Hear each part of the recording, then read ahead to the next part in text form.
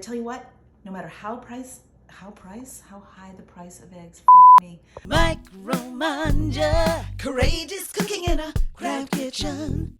February is a really busy month in my family. We've got several birthdays, there's Valentine's Day, and I need to bake a cake for every single one of these events. Now, if I were to buy those cakes, it would be like $500 this month. And I can't do that, and you can't do that either. So I'm gonna show you how to make a cake at home that is simple, economical, and no matter how much eggs go up in price, it's not gonna cost you 50 bucks. On this very snowy winter day, I am making one of my favorite cakes called Boston cream pie. And really all it is vanilla sponge with vanilla pastry cream and a chocolate ganache top. I've got my oven preheated to 350. I've got all my ingredients ready. I'm using my gluten-free flour blend and baking soda and salt. There's buttermilk, oil, and vanilla extract, eggs, sugar, and I've got my cake pans already greased and with a little piece of parchment so the cake doesn't stick. So let's start making some cake. One of the things I love about this recipe I've created is that I don't need any heavy-duty appliances. You don't need a blender, you don't need anything but a whisk and a spatula. So let's get started. I'm taking my eggs and putting it into the sugar, and we're gonna get them really happy with each other. You don't have to beat them till they're fluffy. Just, you want to break up the proteins in the eggs. The next thing is I pour in the buttermilk, oil, and vanilla. And here's where the spatula comes in, because you want to get all that buttermilk. Give that a good blend. I can already smell the vanilla. Now we take all the dry ingredients and we just give them a little love.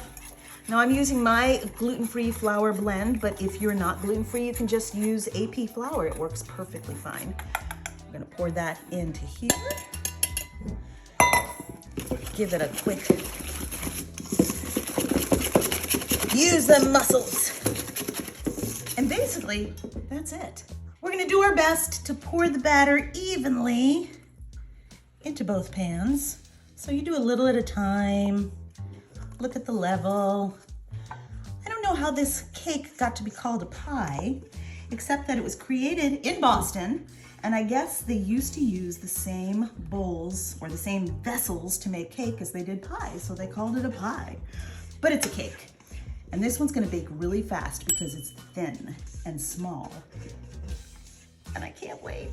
We're gonna put these into the oven at 350. I think they'll only take about 20 minutes to cook. We're gonna watch it carefully, and in the meantime, we'll make some pastry cream.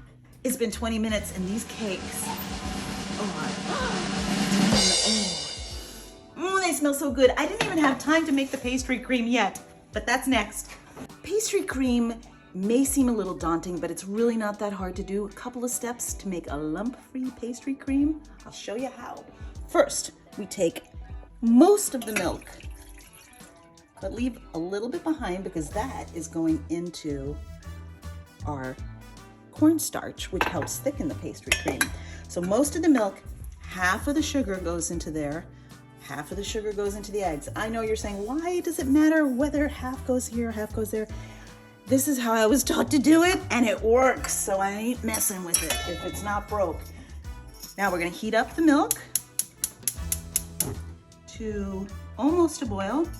We're gonna take this milk that we put into the cornstarch, and you're going to make a slurry. So this slurry, this is where you really wanna make sure you don't have any lumps, because this is the first step to no lumps. Then we're gonna pour this slurry into our eggs and sugar, and this is called a liaison. I love all those French words. And I had a French pastry chef at school, so I learned them all. So see, now I'm making this beautiful, thick egg and sugar mixture while the milk is heating up. We're gonna wait for the milk to come to almost a boil, just under a boil, and then you'll see what happens. The milk is coming up to temp, and now we're going to, speaking of temp, we're going to temper the eggs. So we're gonna pour some of this hot milk into the egg mixture slowly. You don't want to scramble your eggs. You want to bring them up to temp. And then the whole mixture is going back on the stove. This is called a boiled custard because you are literally going to boil this custard to make pastry cream. You do have to babysit this. You cannot walk away from this because it cooks up really fast.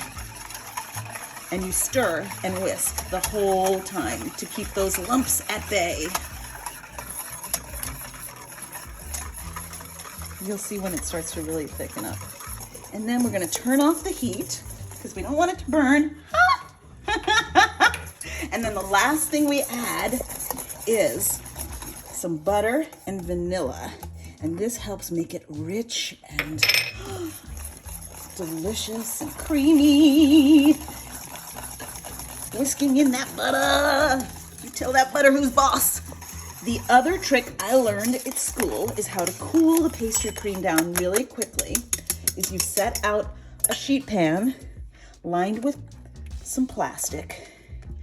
You put that pastry cream in there. Spread it out so that there's lots of surface area. That helps it cool quicker.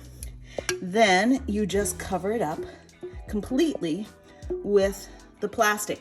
If you don't have a sheet tray, you can just put it in a bowl and cover it with plastic. It just might take a little longer to cool off, but this helps it cool fast. All right, pastry cream, we're covering the top so no film forms. This is probably the most difficult part of making this cake. And you know what? If you don't want to make your own pastry cream, you can always just get a box of vanilla pudding and put it in there. Once your cake and pastry cream are nice and cool, you can make your ganache. And ganache is simply 2 ingredients. It's chocolate and cream. I've got my cream on the stove and it's just coming up to under a boil. And all you do is pour your cream over your chocolate chips. Just let it do its thing. One of the mistakes that people make when making ganache is not letting it just do its thing. You pour that hot cream over the chocolate and you let it do its thing. Don't touch. 60 seconds. Then we're gonna start to make an emulsification, which is what ganache is. So it's been about 60 seconds and the chocolate's starting to melt. And basically we are forming an emulsification. So you take your spatula and you just keep mixing it and it's gonna look really kind of funky and separated and weird, and then all of a sudden it comes together like magic.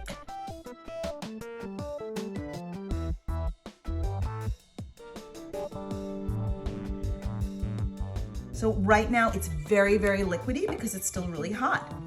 And what we're doing is we're kind of tempering the chocolate into the cream. And as the temperature drops, the emulsification really comes together. The cakes are cooled, the pastry cream is cooled. I am still tempering my ganache because look, it's still very liquidy, which if you want it to run all the way off the cake is not a bad thing, but I want it to sort of run and make a drizzle on the side, so you need it to be thicker, but it's getting there. The pastry cream now needs just a little love so it's spreadable again. But look at it, look at it, look at it. You put it into a bowl, boing, and then you take a spatula and you just kind of give it just a little love so it's spreadable. Just, you can take a regular plate, you take one of your cakes, put it down. Look how nice and smooth that is when you have the pastry, the parchment. You're gonna just dollop. Oh my God, that's a lot. It might be more than I need. I mean, I just wanted to out to the edges because I like every bite to have the same amount of cream inside, but you know, it doesn't have to be perfect. My sandwiches are like that too. Every bite has the exact same amount of stuff inside. We take our other cake, and I think I'm gonna take the flat side of this cake and put it down. And now let's take a look at our ganache.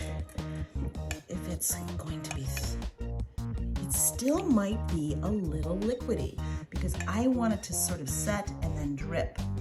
let me take its temperature. I use a thermometer. You don't have to use a thermometer. You can sort of feel it. It should be whisper warm, but not hot. My thermometer says 70, 87. I want it to be below 85 degrees, which is the melting point of butter.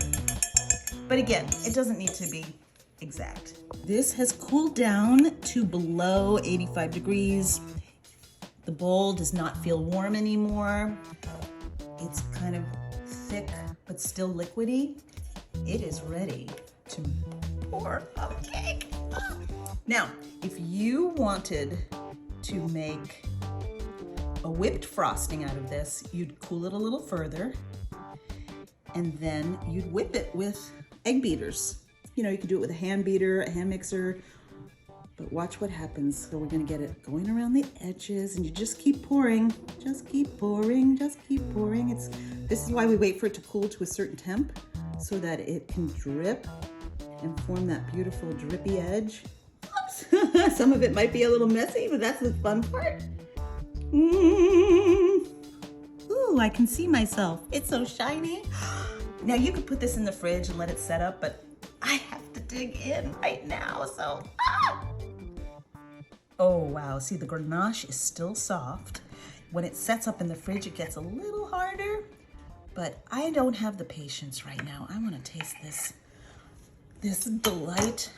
Oh my goodness.